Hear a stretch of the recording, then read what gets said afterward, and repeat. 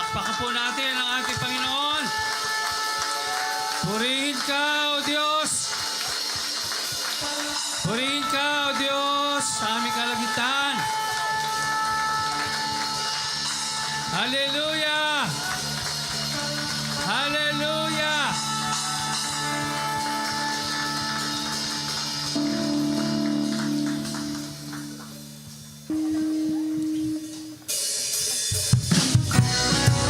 Hey!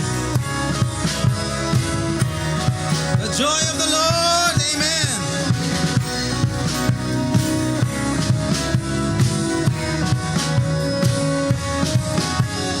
This is the day you made, so I will rejoice and be glad, rejoice and be glad in it, amen. And this is where I believe that you are more than enough for me. Amen. Hallelujah.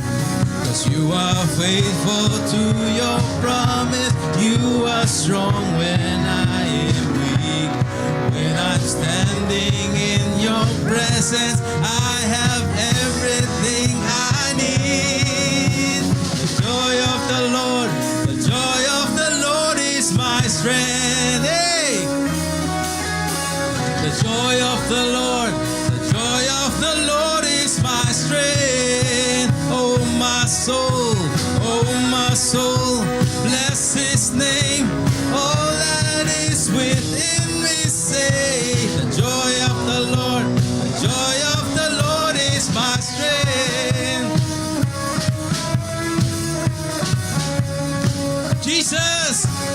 Jesus, come what may, you are worthy of all my praise. We praise you, Lord, because you are faithful to your promise. You are strong when I am weak. When I'm standing in your presence, I have everything I need. The joy of the Lord, the joy of the Lord is my strength. The joy of the Lord is my strength. Oh my soul, bless His name. All that is within me say, the joy of the Lord is my strength. Hey, let our praise rise up within our hearts. Let it rise up like a river, overflowing. Holy Spirit, let it rise up. Let it pour out with no limit. Overflowing. Holy Spirit, let it rise up like a river, overflowing. Holy Spirit, let it pour out. Let it pour out with no limit, overflowing. Holy Spirit, oh oh oh, oh oh oh, oh oh oh.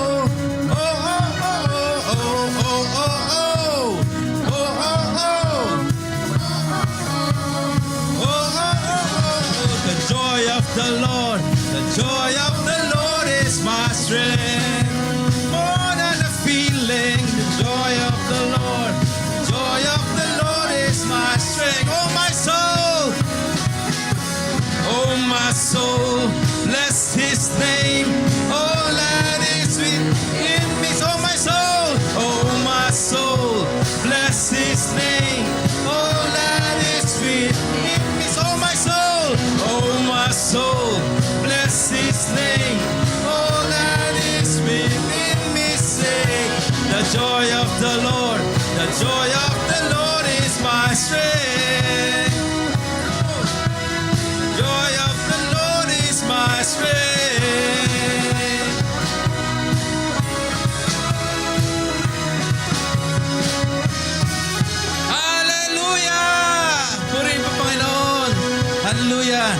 Salamat po, O Diyos, for your presence with us in this morning.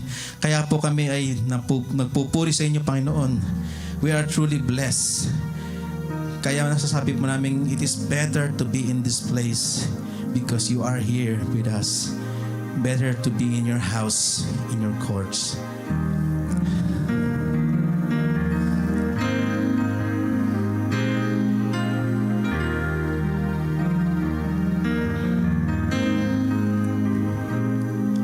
How lovely is your dwelling place, O Lord Almighty. My soul longs and even faints for you.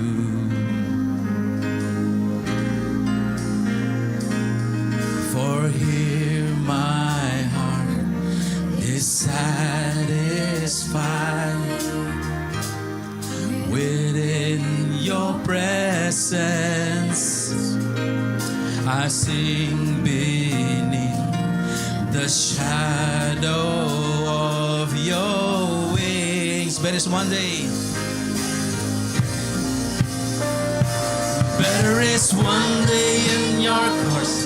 Better is one day in your house. Better is one day in your course than thousand elsewhere. Better is one day.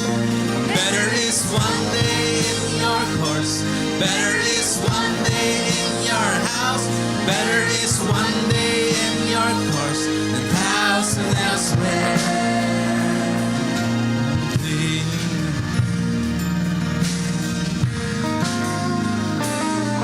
One thing I ask that I would to see your beauty, to find you in the place your glory dwells. Better is one day. Better is one day in your course. Better is one day in your house. Better is one day in your course than thousand elsewhere. Better is one day in your course. Better is one day in your house. Better is one day in your course than thousand elsewhere.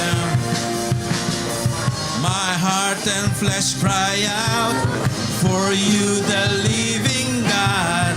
Your spirit's water to my soul. I've tasted and I've seen. Come once again to me. I will draw near to you. I will draw near to you. To you. Better is one day in your course. Better is one day in your house. Better is one day in your course. House and elsewhere. Better is one day in your course. Better is one day in your house. Better is one day in your course. And thousand elsewhere. Better is one day in your course. Better is one day in your house.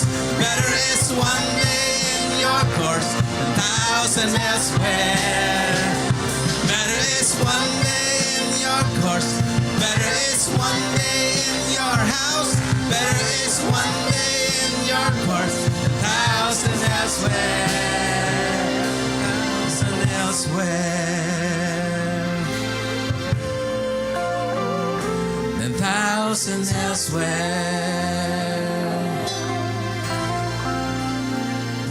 Then thousand elsewhere. Hallelujah. Punin Panginoon.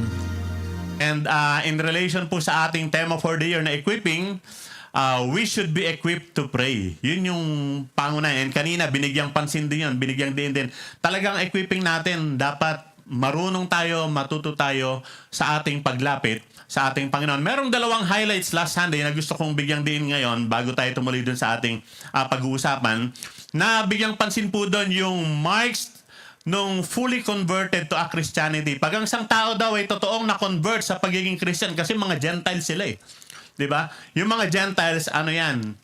Polytheistic. Maraming Diyos na sinasamba. Kasi nasakop ng mga, di ba, bago yung Roman Empire, yung mga Greeks muna yung nanakop.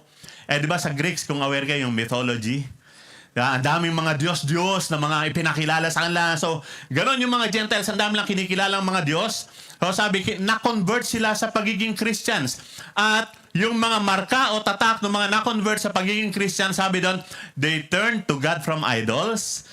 So, iniwanan nila yung mga idols, iniwan nila yung mga Diyos-Diyosan.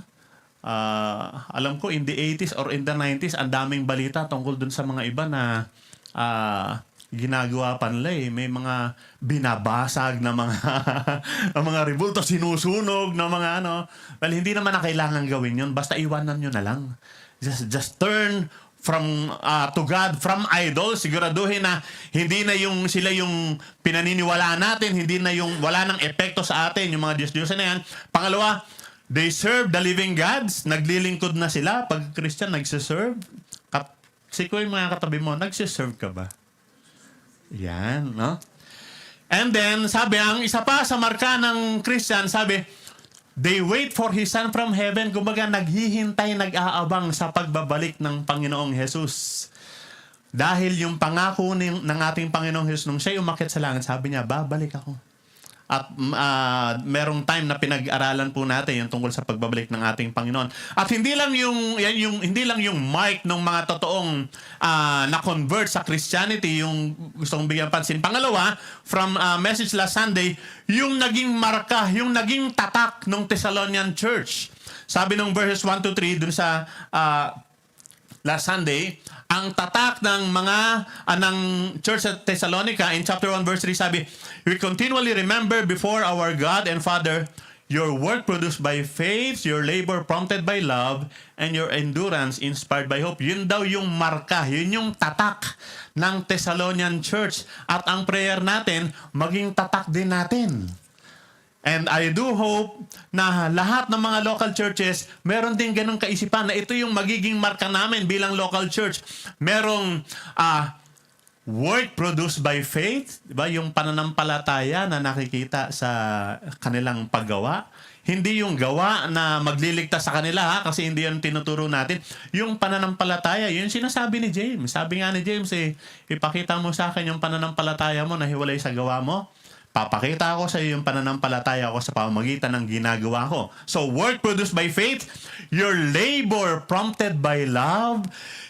Kasi di ba, nagsiserve, di ba? Pag nagsiserve, mayroong labor. At pagka mayroong labor, sabi, prompted by love dahil sa pagmamahal. Yung ministry, yung paglilingkod, dahil mahal mo si Lord. Hindi napipilitan ka, hindi para i-please yung ibang tao. Iba kasi pagka mayroong love yung ginagawa eh. Diba? Yung mga nagluluto. Sumasarap lalo pagka may love yung pagluluto mo, di ba? Kaya ang sarap nung ano yan? Ubi champurado na kinain namin nung nakaraan dahil with love yung So yan, work produced by faith, labor prompted by love, and merong verse dyan si Paul in Galatians 5:6, yung last part, ang sabi ni Paul, the only thing that counts is faith expressing itself through love. Ang mahalaga lang ay ang pananampalatayang nakikita sa gawang may pag-ibig. Ang ganda nun. And finally, sabi, your endurance inspired by hope. Kaya tayo nagtitiyaga, nagpupunyagi, nagsisipag, nag-e-endure tayo because of our hope. Ano yung pag-asa na yun? Darating si Jesus. At pagdating ni Jesus, di ba, haharap tayo sa Kanya, isasama niya tayo, at pag humarap tayo sa Kanya, di ba, meron pang tinuturo yung Bible doon sa pagbibigay ng mga rewards, di ba? So, yung ating endurance inspired by hope. Last Sunday, binanggit din, meron daw 4 na purposes. Kaya sinulat tong letter to the Thessalonians. And yun pong message natin ngayon ay yun po yung sakto na magbibigay pansin dun sa unang purpose. Bakit isinulat, bakit nagsulat si Paul sa mga taga-Thessalonica? At yung purpose na yon was to face the accusations and slanders against him.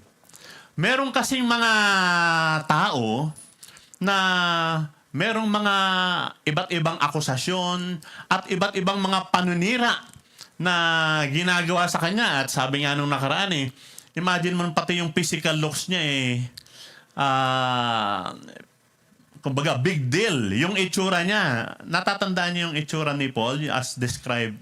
Dinescribe ni pastor nung sakang. Sabi nga ni Kuya Ray, paano nakita ang sakang? Di ba yung damit nila, yung mahaba na parang palda? Nakita pa nila na sakang. Sakang, bansot. Tapos, pastor, hindi ko alam yung sulimpat ang mata. Ano yung sulimpat ang mata? Ha? Malaki, balag. Ayan. Ayun, sulimpat ang mata. Panot. Excuse me. Yung may napanood ako sa Facebook. Yung yung nagtutulak ng kariton. Sumisigaw siya, bakal bote. Yung dinadaanan niya, sama ng tingin sa kanya. Madaming peklat. In short, sabi, ang pangit daw ni Paul.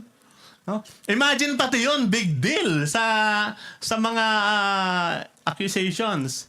At sabi nga, basta may gagawin si Lord, ginugulo ng diablo. And yun pong prinsipyo na yun, yung katotohanan na yun, hanggang ngayon totoo. Basta may gagawin si Lord, ginugulo ng diablo. Sabihin mo nga, basta may gagawin si Lord, ginugulo ng diablo. Ayan, kaya pagka merong panggugulong nangyayari, kasi merong gagawin si Lord. At sinisikap niyang pigilan yung gagawin ng Lord. So tingnan natin yung background. Ano ba yung tinutukoy ni Paul doon sa sa karanasan niya nung siya nasa Thessalonica in Acts 17, daanan lang po natin Acts 17. Basahin ko mula verse 1. Sabi, when they had passed through Amphipolis and Apollonia. Yun yung lugar. Nung dumaan daw sila doon, they came to Thessalonica where there was a Jewish synagogue. At sabi nga nakaraan, 3 weeks lang na-establish na yung church. Pero sabi nung verse 5, but the Jews were jealous. So they rounded up some bad characters from the marketplace. Seloso yung mga Hudyo. Ba't sila nagsiselos? Kasi sabi nila, kami lang ang pinili ng Diyos. Kami lang ang may karapatan sa Diyos na ito at kami lang yung pupunta sa langit dapat. Yung mga Gentiles tumatanggap sa Panginoon at naliligtas sila at tumatanggap ng banal na spirito, kaya nagsiselos sila. Sabi niya, hindi, dapat amin lang. So, kaya nanggulo sila. Imagine ang ginawa, they formed a mob, nagkuha ng mga taong mga maton and started a riot in the city. So umalis si Paul sa Thessalonica, nagpunta sa Berea. Pagdating nila sa Berea, sabi nung verse 13, when the Jews in Thessalonica learned that Paul was preaching the word of God at Berea, they went there too. Sinundan pa. Nanggulo na nga sila sa Thessalonica, umalis si Paul sa Thessalonica, pumunta siya sa Berea, sinundan pa. Sabi, they went there to agitating the crowd and stirring them up. Talagang nanggugulo. May gagawin si Lord kaya tuloy-tuloy yung panggugulo nila.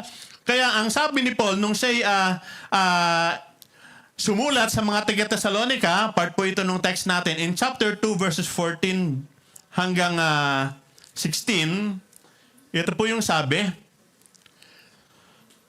Yung sabi niya sa mga taga-Thessalonica, you suffered from your own countrymen the same things those churches suffered from the Jews. Itong mga Hudyo na ito ang nagugulo talaga. From the Jews, at ito daw mga Hudyo na ito, sabi ni Paul, who killed the Lord. Sila yung pumatay sa Panginoong Jesus eh. Of course, kasama sila. Yung mga Romans talaga, yung mga sundalo nung nagpako, pero kasama sila doon. Sila yung nagsisigaw na ipako sa krus, di ba? At itong mga Diyos na ito, hindi lang yung mga Diyos nung time na yon, kaya sabi, who killed the Lord Jesus and the prophets. Ibig sabihin, pati yung sa history nila, in the Old Testament pa lang, itong mga Hudyo na ito, pinagpapatay na nila pati mga prophets. And sabi ni Paul, and also drove us out. Yan din ang dahilan kaya umalis kami. Itong mga Hudyo na ito, wala talaga silang ginagawang maganda, kundi pigilin, kontrahin yung gustong gawin ng Diyos. At ang isang paraan na ginagawa nila para pigilin o kontrahin yung salita ng Diyos, ay ginagawa lang ngayon, sinisiraan nila si Paul. Sinisiraan nila si Pablo para ma-discourage yung church. So, just imagine the attack being thrown to the leaders of the church para masira yung church mismo. Ganon yung nangyayari. Pagkang hindi nila kayang sirain yung gawain mismo, yung leader titirahin nila. And ganon yung ginagawa ng diablo, ginagawa ng devil. Kaya malungkot minsan pagka meron tayo narinig sa balita, merong mga church leaders, religious leaders na biglang nahulog sa temptation at madalas nasa sensationalize pa yung balita. Malungkot po yun. At minsan, hindi man sila mahulog sa temptation, ginagawa ng mga iba't ibang mga issues. So, tingnan natin, ano ba yung ginagawang atake, accusation, and slanders kay Paul na sinagot niya sa mga taga-Thessalonica? Unang accusation, sabi ng mga Jews, failed naman yung mission nila eh. Hindi naman sila effective. Hindi sila ginagamit ng Diyos mightily. Failure yung ministry na ginawa nila. Ang sabi sa verses 1 and 2, sabi ni Paul sa mga taga-Thessalonians, you know, brothers, that our visit to you was not a failure. Hindi kami nabigo. In contrary, dun sa ipinagkakalat nila, kasi ang pinagkakalat nila, failure kayo. Hindi kayo effective. Kaya sabi niya, alam nyo, hindi man kami nag-fail talaga. Hindi kami nag-fail. We had previous, nag-suffer kami nung kami nasa Philippi, ininsulto kami. Pero sa biyaya, sa tulong ng Diyos, ipinangaral namin sa inyo ang mabuting balita sa kabila ng matinding opposition. Hindi kami nag-fail. In fact, successful nga kami, ang sabi ni Paul. Paano niya sinabing successful sila? In verse 13, nung binasa nating text, ito yung sabi niya. Verse 13, sabi, and we also thank God continually. Nagpapasalamat nga kami sa Diyos eh. Kasi, nung mangaral kami sa inyo, tinanggap nyo yung ipinapangaral namin sa inyo. Sabi, when you received the word of God which you heard from us, tinanggap nyo ito. You received it, or you accepted it, hindi bilang salita ng tao, kundi bilang salita ng Diyos. At hindi lang nila tinanggap yung salita ng Diyos, sabi, which is at work in you who believe. Mga kapatid, ang isang katunayan na tayo'y tumanggap ng mabuting balita ng Diyos, ng mabuting balita ng pagliligtas ng Diyos, at pagkatapos tinanggap natin yung kanyang mga salita na pinag-aaralan natin, nauunawaan natin, ay kapag yung salita na yon, ang sabi ni Paul dito, the word is at work in you who believe. Ano ibig sabihin nun? Ayan, nasa buhay. Yung salita ng Diyos na ipinangaral namin sa inyo, nakikita sa buhay ninyo. So, failure ba kami? Hindi ba kami effective na tagapagturo? Ba't sinasabi lang failure? Kaya sabi nga, we are not a failure. Yung pagpunta namin sa inyo, hindi kami nag-fail. Kasi kitang-kita, kayo yung ebidensya na hindi kami nag-fail. Dahil yung salita ng Diyos nakikita sa buhay ninyo. Ano yung nakita sa buhay nila? Di ba tumalikad sila mula sa mga Diyos-Diyosan patungo sa totoong Diyos? Di ba naglilingkod sila sa totoong Diyos? So, yung Word of God, nakikita, it is at work in you. Sikuhin mga uli katabi mo. At work sa'yo yung salita ng Diyos. Ayan, declaration yan. Diba? At yun yung ating i-claim at gusto nating mangyari at work sa atin. Yung salita ng Diyos na ating pinakinggan at ating tinanggap. So, hindi failure. Hindi failure sila, Paul. Second accusation sa kanila. Una, sabi, failure kayo, hindi kayo effective. Bigo. Pangalawang accusation, sabi, erroneous preaching. Mali-mali naman yung pinapangaral ninyo eh. Diba? Kaya yung sagot niya in verses 2 hanggang 3, sabi niya, we had previously suffered and been insulted in Philippi, as you know, but with the help of our God, we dare to tell you His gospel in spite of strong opposition. For the appeal we make does not spring from error. Yung ipinapangaral namin sa inyo, hindi ito nanggagaling sa error. In contrary, dun sa paninira lang, sinasabi lang, error yan, mali yung pinapangaral ni Paul. Sabi, hindi. Kaya nga, hinaharap ni Paul sinasagot niya yung mga accusations. Hindi error, hindi erroneous yung aming teaching. Paano magiging error yung aral ni Paul? Una, meron siyang direct and personal encounter with the Lord Jesus Christ. Diba? Sinong pwedeng magpasubali nung kanyang personal na karanasan sa Panginoong Jesus? Experience niya yun Siya mismo kinausap ni Jesus Christ. Siya mismo yung tinawag nung siya'y naglalakbay on the road to Damascus. Paano magiging mali yun? Meron siyang personal encounter with Jesus Christ. After ng personal encounter with Jesus Christ, nag-aral siya. Pinag-aralan niya itong pananampalatayang itinuturo ni Jesus na ipinapangaral ng mga disciples. In fact, he learned from a respected teacher, Gamaliel. And nung humarap siya dun sa mga disciples, yung tinatawag na Jerusalem Council in the book of Acts, his teachings were approved by the Jerusalem Council. Pumanig pa sa kanya kasi nga itong mga Hudyo nang Google Pumanig pa sa kanya. Nagsalita pa nga si James doon. Sabi niya, tama naman yung sinasabi ni Pablo So, paano magiging error? Paano magiging error yung kanyang tinuturo? Alam po niyo sa atin, yun din yung gusto natin. Ayaw natin ng erroneous teachings. Kaya nga maganda, natutuwa po tayo. Marami sa atin yung umaten ng ating growth class na ang pinag-uusapan natin yung ating statement of faith. Ano yung pinaniniwalaan natin bilang mga taga-MCF? Natapos na tayo sa pag-aaral tungkol sa paniniwala natin sa Bible. Ngayon, pinag-aaralan natin yung paniniwala natin tungkol sa Diyos. Yung triune God, isang Diyos sa tatlong persona, tatlong katauhan. Hindi hindi manifestations or tatlong modes. Hindi po. Isang Diyos na mayroong tatlong persona. Pag-aaralan natin yung Ama, yung Anak, yung Espiritu Santo, at yung iba't iba pang mga aral na tinuturo ng Bible dahil ayaw natin na meron tayong erroneous teachings. At yun yung accusation kay Paul. Pero sabi niya, hindi. It did not spring from errors. At yung pangatlong accusation sa kanya, kaya ka lang naman nangangaral kaya ka nagtuturo Meron kang motibo Impure motives. Natatandaan ko po nung kami young people, young kabataan sa church. Ang isang madalas na marinig ko nung doon sa pastor namin, mga wrong motive. Mga wrong motive na kabataan. Maraming kabataan, ganun I'm not saying mga kabataan, wrong motive kayo. Pero maraming kabataan, ganun wrong motive. Yung papaalam sa magulang, punta po kami sa church, meron kaming fellowship, yung pala may kakatagpuin lang.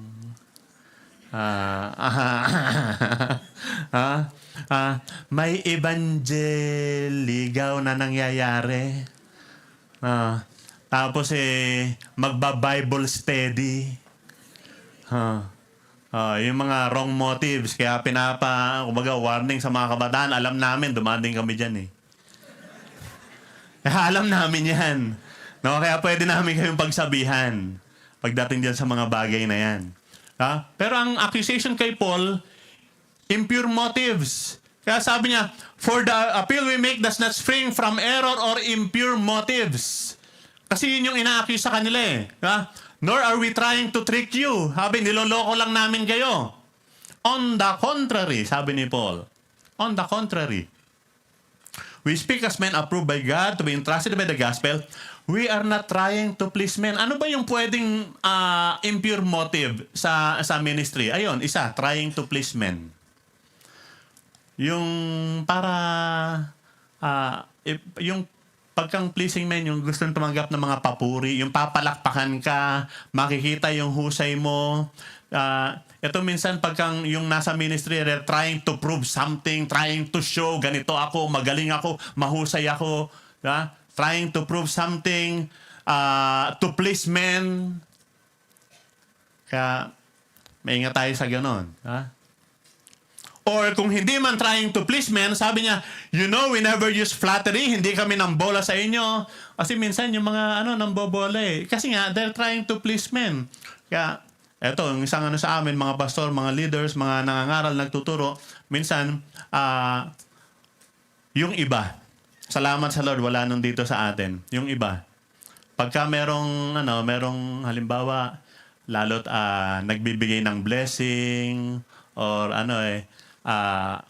hindi pinagsasabihan. Pagkang itong sasabihin ko makakasakit sa kanya, hindi ko lang sasabihin. Kasi I want to please that person. Kasi baka magalit, umalis. Hindi na ako bigyan, umawala, hindi na Hindi po. Wala tayong gano'n. Kung anong totoo, tuturo natin, sabihin natin. Kung masaktan, sorry po. Pero yun ang totoo. Sabi natin, the truth hurts. Hindi tayo gumagamit ng flattery, nor did we put on a mask to cover up greed. Ano yung greed? Yung kasakiman. Bakit? May pakinabang eh. Yun siguro yung sakit ng bayan natin ngayon.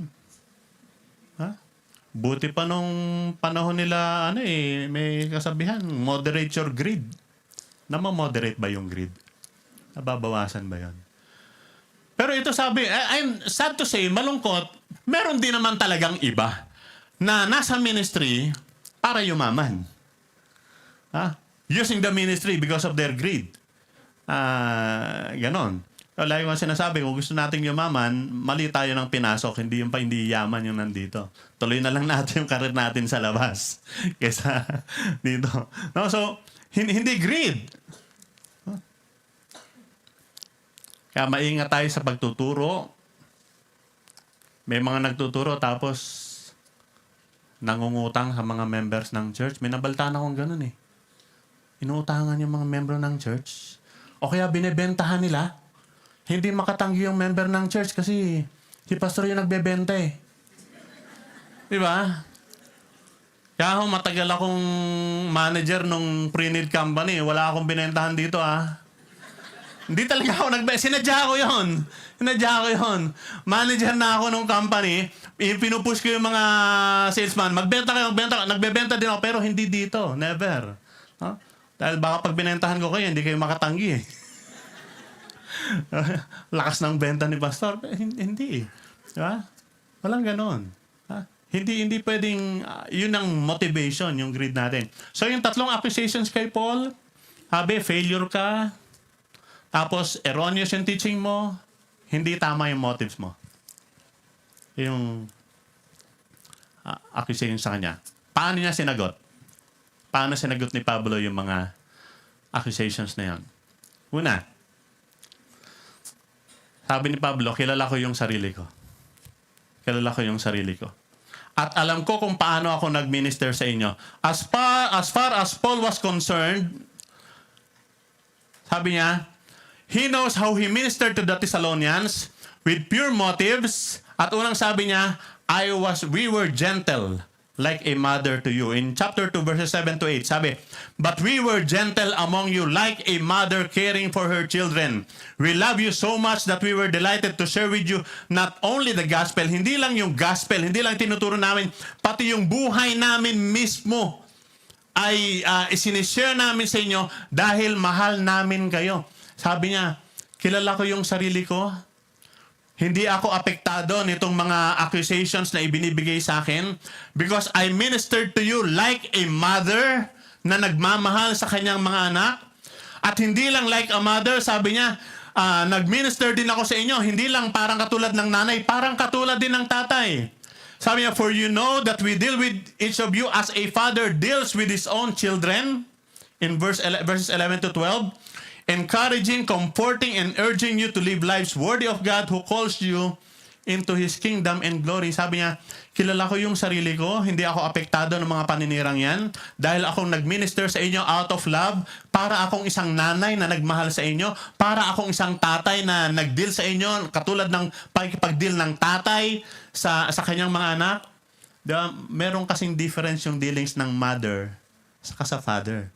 Diba? Yung dealings ng mother, more on, paano ko ba yan, more on the soft, no, appeal, ganon. Yung sa father naman, yung kinakailangan ng strength, yung medyo may tough, na ano. So sabi ni Pablo, binalansi ko yan in ministering with you.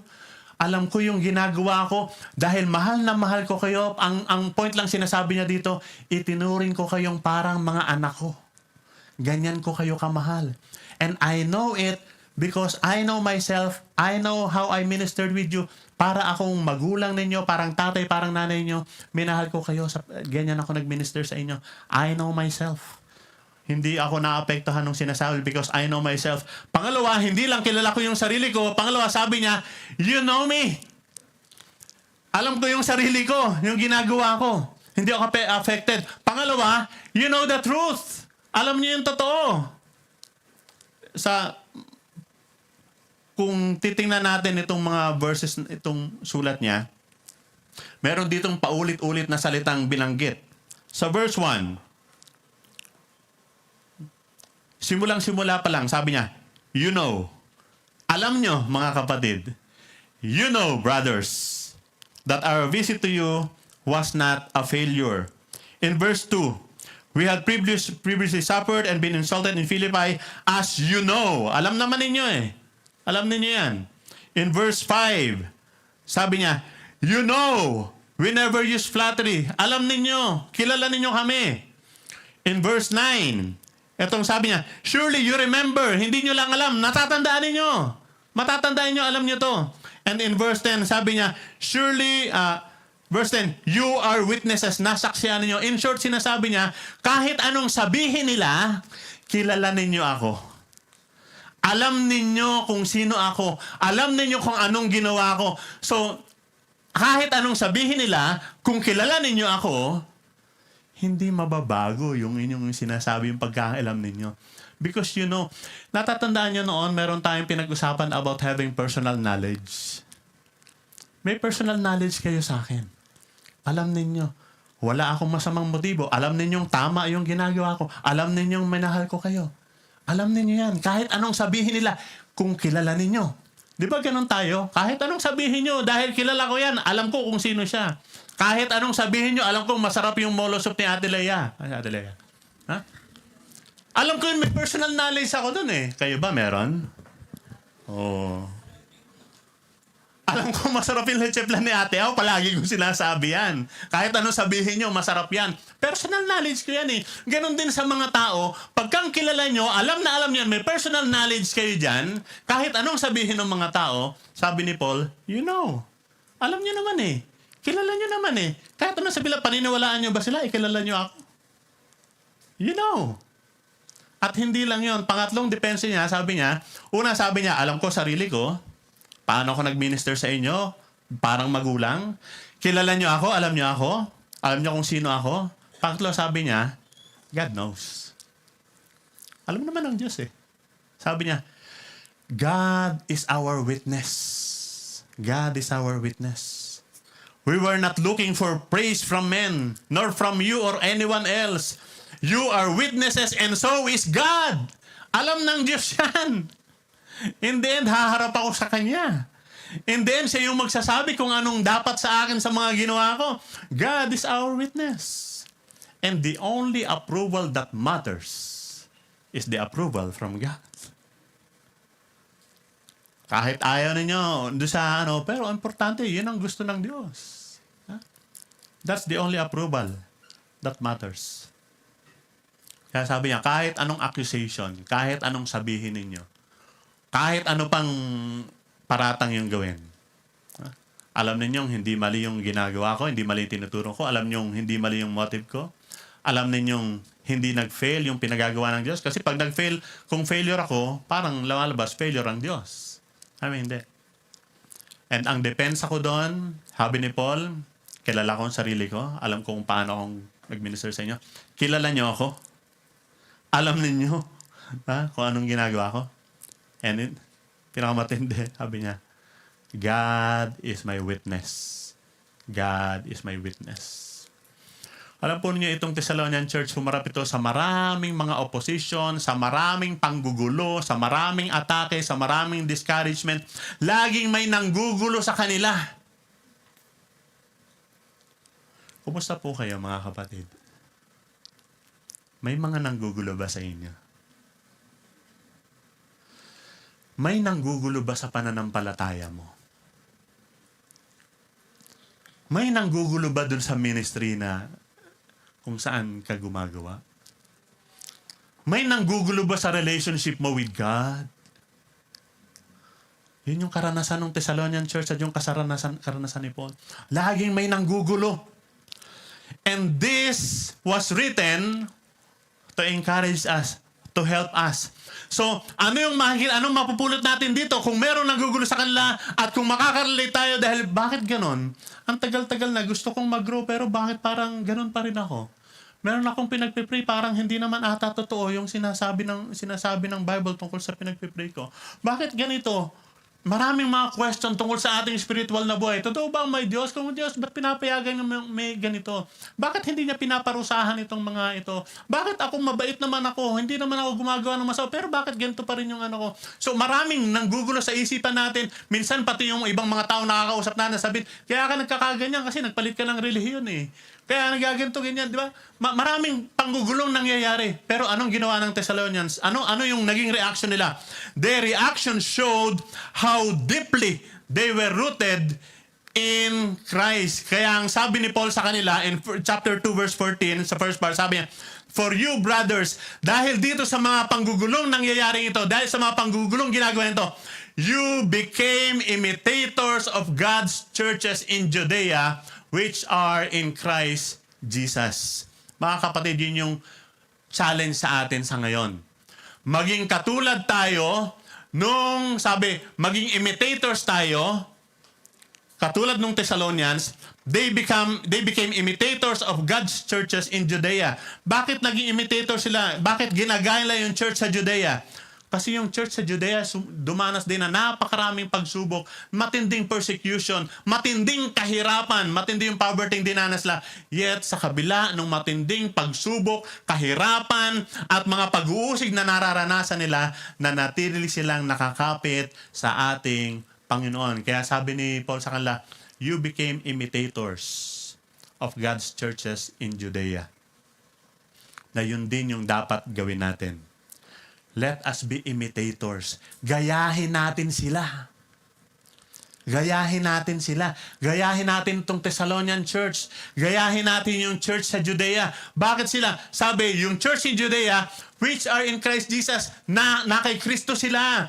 Pinaghaharian sila ni Kristo at sumusunod sila kay Kristo. Anong ginawa nila? Sabi, they became imitators of God's churches in Judea. Kaya nga, matatandaan nyo, ano yung naging tatak nila? Ano yung tatak nung Thessalonian church? They have work produced by faith. Yung pananampalataya, nakikita sa ginagawa nila. They have labor prompted by love. And they have endurance inspired by hope. Saan na nakuha yun? By imitating the churches, by imitating God's churches in Judea. Nakita, ganito sila eh. So, ganun din ang gawin natin. And si Paul nga sabi niya, ako, hangang-hanga ako, bilib na bilib ako kay Paul. Kasi nung tungkol sa imitating, di ba? Ang lakas ng loob ni Paul. Marami sa atin, including me, I would say, huwag kayong tumingin sa akin. Kay Kristo kayo tumingin. Mahina ako. May weaknesses ako. Huwag kayong tumingin sa tao, kay Kristo kayo tumingin. Pero si Paul, lakas ng loob ni Paul eh. Gayahin niyo ako. Imitate me as I imitate Christ. Yung Judean church, nung nakita ng Thessalonian church na, yung Judean church, Grabe yung poverty. Naghirap sila. Grabe yung persecution. Grabe yung naranasan nila. Pero wow, they're still strong. Growing. Continuing. Serving the Lord. Sabi niya, gayahin natin yan. So yun yung ginawa ng Thessalonian Church. Kaya sabi ni Paul sa kanila, mga kapatid, sa kabila nitong mga naranasan ninyong mga kahirapan, panggugulo na naranasan nyo, you became imitators of God's churches. Ginaya nyo sila. That is why you have work produced by faith, you have labor prompted by love, and you have endurance inspired by hope. Ikaw ba? Paano ka magre-respond sa mga panggugulong nararanasan mo? Sa mga discouragements, sa poverty, sa corruption, sa maraming problems. Let us learn from Paul. Let us learn from the Thessalonians. Let us follow the examples given to us by Paul, the example given to us by the Judean churches, the example given to us by the Thessalonian church. Nandun sa atin, ma-develop sa atin, yung pananampalatayang nakikita sa gawa. Pananampalatayang nakikita sa gawa. Ulitin nyo nga, pananampalatayang nakikita sa gawa. Yan ang dapat mangita sa atin. Yung pananampalataya natin, hindi lang nasa isip, hindi lang abstract, yung pananampalatayang nakikita sa gawa, yung paggawa na puno ng pag-ibig. Labor prompted by love. Yung gagawin ko to kasi mahal ko si Lord. Kasi mahal ko si Jesus. Dahil mahal ko ang Panginoon, kaya ako ginagawa. Ito lagi ang sa akin. Hindi ito babigat na obligation or ano paman. Hindi magpi-please sa ibang tao, kundi dahil yung labor ko is prompted by love. And I am enduring. Ako yung nagtitiyaga, ako yung nagtitiis, ako yung nagpupunyagi because of hope. Dahil meron akong pag-asa. Ano yung pag-asa na yon? Babalik si Jesus. Pagbalik ni Jesus, ang tanong, paano niya kaya ako madadatnan? Ano kayang makikita niyang ginagawa ko? Baka pagdating niya, sakto, nakagive up na ako. Huwag naman. Dadating, babalik si Jesus. So, let us imitate the Thessalonian church. They have work produced by faith, labor prompted by love, and endurance inspired by hope. Let's pray, Lord. Salamat po sa biyaya po ninyo sa buhay ni Pablo, sa mga taga-Thessalonica na nagbibigay po sa amin, Panginoon, ng halimbawa. Katulad po nila, meron silang panggugulong naranasan. Sa panahon namin ngayon, ang dami ring mga panggugulo. Personal, internal, from the outside, yung mga pangyayari sa aming buhay, pangyayari sa paligid namin. Pero Lord, sa lahat ng yon, dalangin po namin, titingin lamang kami sa inyo at gagayahin namin yung mga halimbawang iniwan ng mga sumusunod sa inyo. Just like Paul and the Thessalonian church. Lord, continue to strengthen us, encourage us, Lord, so that we would endure and continue serving, loving you. We pray this in Jesus' name. Amen.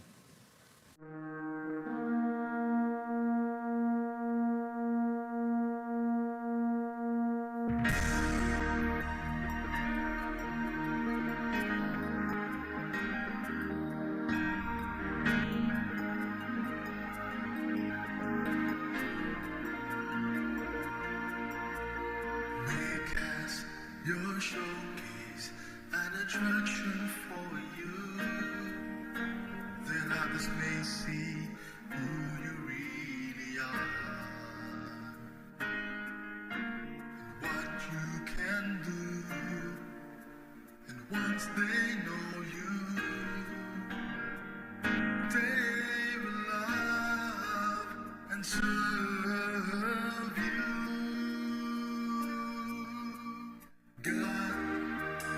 God, bless the world through MC as we got.